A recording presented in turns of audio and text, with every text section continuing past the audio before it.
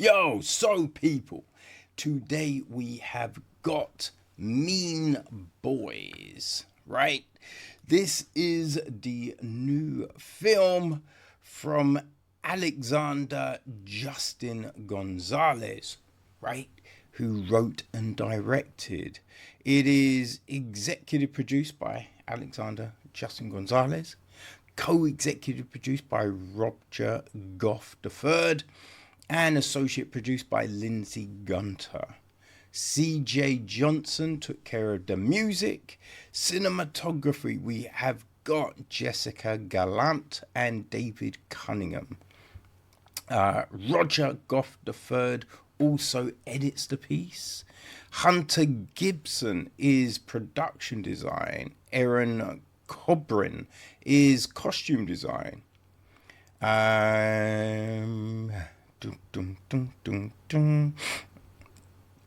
We have got Brent Haggerter down with the casting, right? And our cast. Well, Ira is played by Ryan Wayne. Julian is played by Michael Dean. Brent is played by Trevor Van Uden. Cam, played by Trevor Guyton. Duke is played by Jake Hepner. Jake is played by Brooke Crockenmeyer. Gina is played by Victoria Ugbono. And Ashley Michelle Grant is Stacy. Mrs. Henson is played by Lydia Ream. Mr. Worthington is played by John Gale. We also have Brody, played by Dexter Farrenhag. And Hunter Gibson is Jake. So yes, that is our cast. Now, the gist of the film. Infatuation becomes obsession in the age of social media when suddenly outcast Ira Scholzenberg finds himself at the wrong place, wrong time, trading an alibi topped with silence, all for a seat at the popular table. Oh boy, right? Oh boy. So this is the feature directorial debut from Alexander Justin Gonzales, right? And it is this coming of age tale, kind of, right? It's not like we are at the origin point, right? It's a bit like Fantastic Four. We jump into the story and we have our outcast Ira who, he's spotting all of these people, the jocks, the popular kids, and he wants to be there, right? He wants to be in that inner circle, and he also wants to be with a few of them. You know what I mean? That's Ira. But we catch him at a point where he's a little bit more introvert, a little bit more subdued, until shit goes crazy, And with this film, right, it's in the EPX, right, they say that they are tonally inspired by films like Mean Girls, Jawbreakers, Mysterious Skin, Heathers, Basketball Diaries. I feel that's an underrated film. Sugar and Spice, right? And you can definitely see those influences on this film. The film is something completely different, but you can, you get that tone which they are going for here. And what we definitely see is the emotional minefield that it is being at school. right? Dealing with, clicks and emotions and status and all of that jazz. So that's all there, And also the transactional side of things, right? How allegiances and friendships are played off with, connection, right? Emotional connection and relationships and, sexual favors and just all of this stuff. That's all there, right? We see some of these people like just talking conversations around different things, like Gina and Stacy, most definitely like talking about that. But what is interesting is the fact that,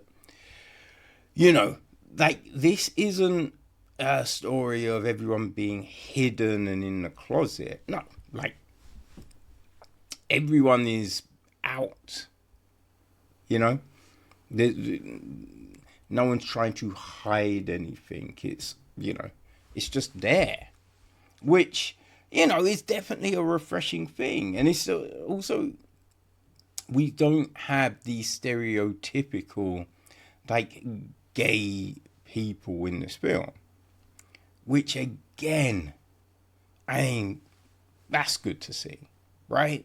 Because it does get a little bit stale when we keep on getting these stereotypes and you're just like, but that's not everyone, right? You're only showing us one thing. Like, we know that's not everyone. So what are we doing here? So it's kind of refreshing to get that different look, that honest look at what it can be like at school, right? And also the types of people there, so that's what Mean Boys gives us. And I think we have Ira, right, who is, as I said, like, he's a little introverted. He wants to be in this circle. He wants to be with these people. But he's also got a whole heap of other stuff, right? He's on medication, which then I think opens up what of this story is real and what's in Ira's head, right? How many of the things is it that Ira is the only one who believes it's this thing? Because we see that with the relationships, right? Like, what Ira interprets things to be to what everyone else interprets things to be. Ira's willingness to go along with things, that's all there, right? So it's that kind of dichotomy between what's real, what's just, and what's just what you want, right? Because, we can always tell ourselves, like, oh, no, this is the thing, right? But it's not really, but it's just you want things to be in that direction. So that's where you decide they are morally, right? And I think that in a lot of ways is Ira. I think the film is well put together. It looks sharp, right? It looks, polished. There are, like, I think there's moments when time, right? I think relation with how much has passed, right? I think sometimes that isn't as clear as it could be, right? That could be a little bit sharper. Some of the dialogue could be a little bit sharper, right? Just like there's a bit when Stacy confronts Ira in the toilets, and you know, I don't know if she's gonna be like capiche, but you know, it is what it is. You know what I mean? It's still, it doesn't hurt the film, let's say, right? It's still, you know, what it is. It still allows us to view what's going on in a certain way, right? So all of those things, you know, work, everything like that. Because, you know, as well as what's going on with Ira, there is also, you know, the drug situation that is kind of prevalent a lot of times in these environments. So we do have that there. I did think that maybe it could have been introduced a little bit more before it really blows up, you know? Because I think you understand that it's, yeah, if everything has gone down like it's gone down, I think drugs will definitely be there as a coping mechanism for sure, you know? But you do think that, yeah, maybe we play, you know what I mean, we play with them, as it were, a little bit before we get to a certain point, you know? But I did think we do get from the film what you need it to do, right? The journey we see our characters go on, and you know, the relationships as so many things fall into place, right? The dominoes are coming down, and it's just like, okay, so that's going to lead us here to here to here. Now, I did not see the ending coming. I think the ending is very interesting, and it does make you wonder, okay, so yeah, well, actually, I could say, well, I'm not gonna say, but yeah, the ending is definitely an interesting take on things, you know?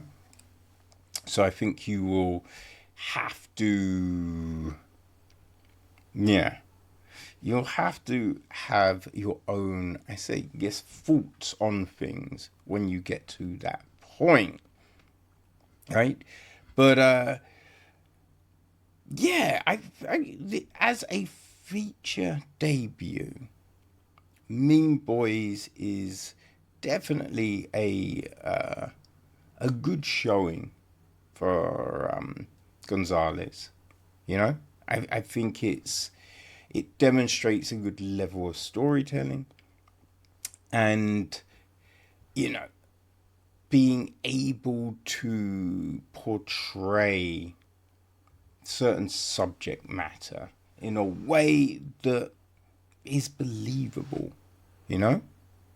I think it's definitely there, and it's definitely, you know, something to build on. It's a good foundation for where he may go next with his filmmaking, you know?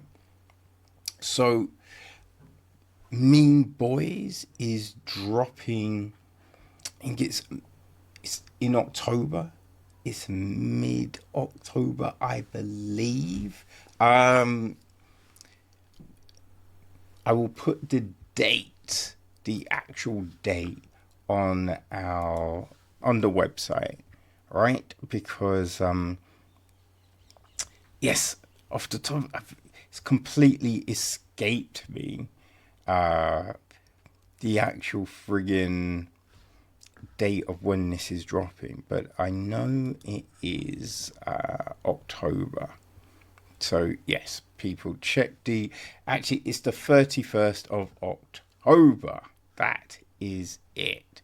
That's when you can find it on all your favorite VODs. So mark that in the calendar, right? If you want to, go back to school, right? Go back to those crazy relationships, that emotional minefield, where some people are outcasts, right? Some people rule the roost, right? And how that game of houses, as it were, it is kind of like Game of Thrones, right? How all of that goes down. So yeah, people, 31st of October, Mean Boys, your favorite VODs. There you go.